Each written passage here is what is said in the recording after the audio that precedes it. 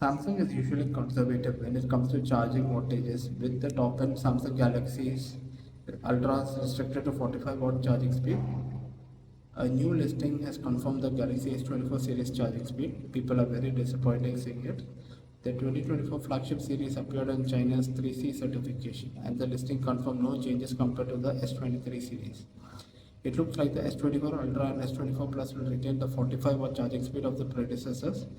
The S24 Ultra's 45 volt is a particular in contradictory to the claims earlier this year that it will get 65 watt charging. The base S24 is still stuck on 25 watts, similar to the base S23.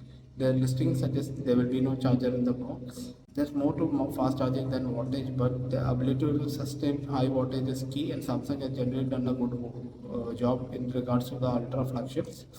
For example, S23 Ultra is able to top up with 5000 mAh battery in just under 1 hour, but 25 watt charging is a joke, especially in 2023-2024. The S25 watt touting S23 takes 80 minutes to charge a small 3900 mAh battery. So you should avoid the base S24 and go for the S24 Plus if you want faster charging.